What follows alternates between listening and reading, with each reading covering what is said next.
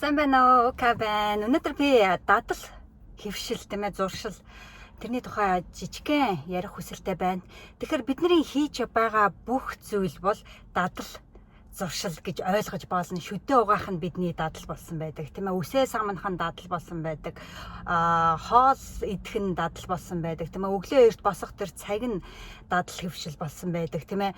Тэгэл телевизэр үзэх дадалтай, жихэртэй юм идэх дадалтай, эрүүл амьдрах дадалтай. Тийм ээ. Тэгэхээр бидний хийж байгаа бүх зүйл дадал хэвшил болсон байдаг. Найзуудтайгаа уулзах дадалтай болсон байх жишээтэй. Тийм ээ. Архи уудаг дадалтай болсон байх жишээтэй. Дасгал хийдэг дадалтай болсон байх жишээтэй.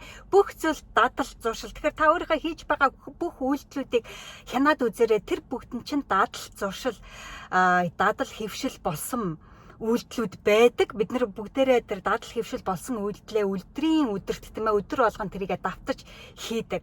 Тэгэхээр бид нарын амжилтанд хүрэхийн тулд бид нар амжилтанд хүрэх дадал хэвшилтэй болсон байх хэрэгтэй. Тэгэхээр амжилтанд хүрэх тийм ээ зөв дадал хэвшлийг хэрхэн яаж өөртөө суулгах вэ гэвэл зөв дадал хэвшилтэй болохын тулд биднэрт сахилга бат хэрэгтэй байдаг. Гэтэл тэр сахилга бат нь өөрөө дадал хэвшил болсон байдаг. Нэгсэнтэй сахилга баттай байх дадал хэвшилтэй болох хэрэгтэй гэж ойлгож болно. Хэрвээ биднэрт тэд сахилга баттай байх тэр дадал хэвшлийг өөртөө суулгаагүй тохиолдолд амжилтанд хүрэхгүй.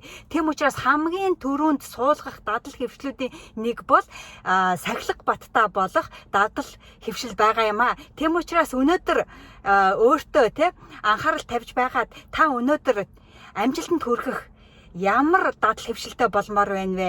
Тэр дадал хэвшлээ хийх тэр сахилга батыг өнөөдөр суулгаараа гэдгийг би энэ бичлэг дээрээ сануулгах хүсэлтэй байна. Тэгэхээр та бүхэндээ амжилт хүсье. Дараагийн бичлэг хүртэл баяртай.